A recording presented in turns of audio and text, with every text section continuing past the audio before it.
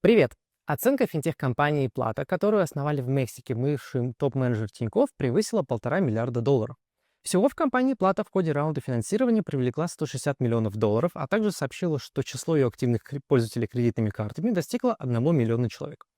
Считается, что к созданию мексиканского финтеха может быть причастен Олег Тинькофф, который после его антивоенных высказываний в 2022 году был вынужден продать свое главное детище — Тинькофф Банк, который позже был переименован в Т-Банк. Что это за стартап? Как скоро он станет главным банком мира? И при чем тут Олег Тинькофф?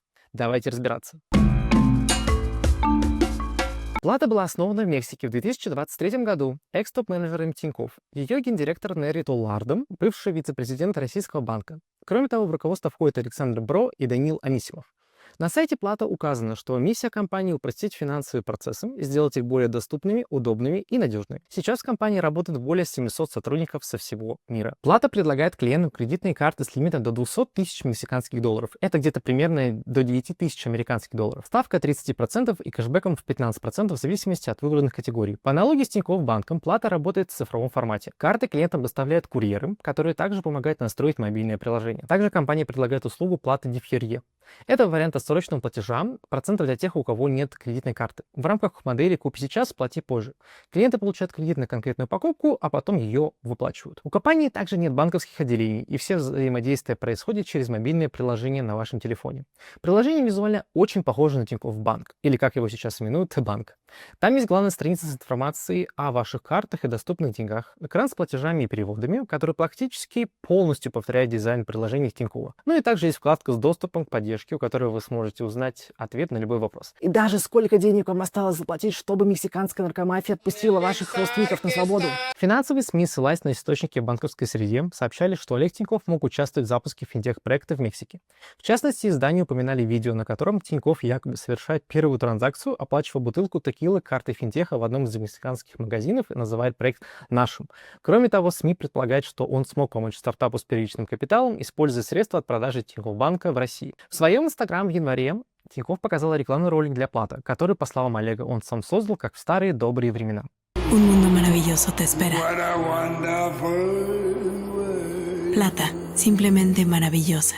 В февральском интервью Александру Плющеву Олег Тинькофф рассказал, что 30% бывших сотрудников Тинькофф Банка теперь работают в его новом стартапе «Плата» в Мексике. По его словам, он участвует в проекте в качестве консультанта. 30% работает в Мексике в проекте под названием «Плата», где я являюсь консультантом, которые офигенно растут. Стремительный рост стартапа привлек внимание не только жителей Мексики, но и россиян, которые из-за войны были вынуждены покинуть страну и теперь живут в разных уголках мира. Так, 16 марта в твиттере Гера Угрюмова, который называет себя политиком, представляющим интересы уехавших россиян, опубликовала открытое обращение к Олегу Тинькову с просьбой запустить Плата внутри стран Евросоюза, чтобы у россиян был банк, который будет лоялен к россиянам по вопросам открытия и пользования счетами. Вообще, если включить мозг и немного погуглить, то можно узнать о том, что в Европе уже есть финтех-стартап Vivid Money, который запустили бывшие вице-президенты Тинькофф Артем Яманов и Александр Емешев еще в 2019 году.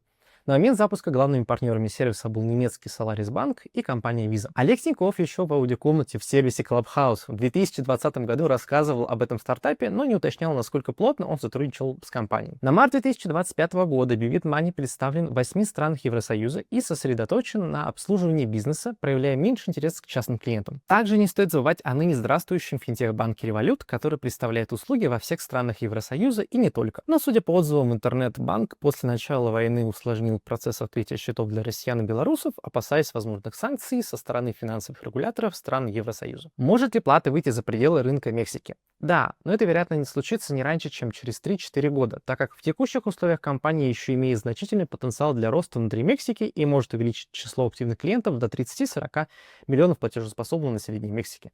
Но давайте представим, что Плата решила выйти на другой рынок. Где это возможно? Исключим Азию, где сейчас много конкурентов, и учтем фактор присутствия россиян в стране, поскольку именно для них мы и пытаемся запустить банк за пределами Мексики. На ум приходят Объединенные Арабские Эмираты и страны Евросоюза. В отличие от Грузии, Сербии и Армении, там больше населения и капитала, которые могут потратить клиенты.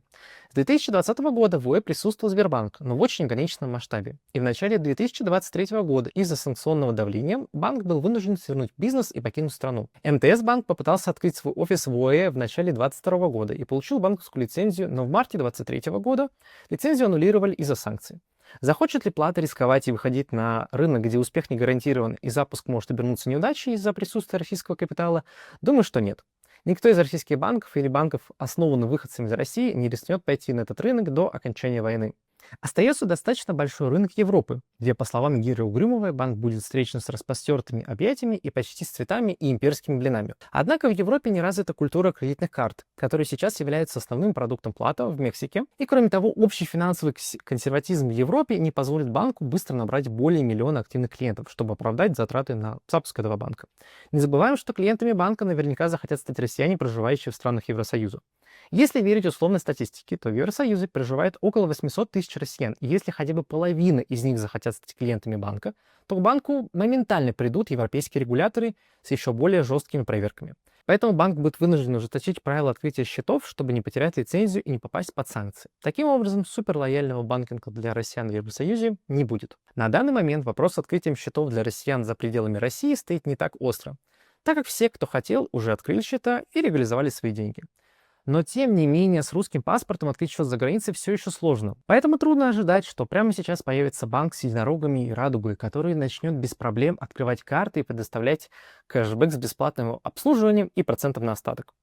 Теоретически такой банк может появиться после окончания войны и наступления мира. А там, скорее всего, и нынешние банки станут более лояльными к россиянам. А возможно, к 2028 году или к 2030 виза MasterCard вернутся в Россию, и российские карты снова смогут работать за границей. В любом случае, желаю успехов и Вивидмани, и Плата, а также здоровья Олегу Тинькову, чтобы у них все получилось. На этой позитивной ноте попрошу вас подписаться на мой канал и поставить лайк этому видео, чтобы оно попало в ленту как можно большому количеству людей. А для тех, кто здесь впервые, рекомендую послушать мои почти ежедневные голосовые сообщения под названием «Доброго времени суток». Недавно я рассказывал про протесты в Турции и разбирал творчество самой запрещенной музыкальной группы в России. Думаю, вам должно понравиться. Спасибо вам большое за просмотр. Увидимся уже совсем скоро. Burrito, taco, taco, burrito, taco, taco, taco. Don't think just because I got a lot of money, I'll give you taco flavored kisses, honey. Fulfill all your wishes with my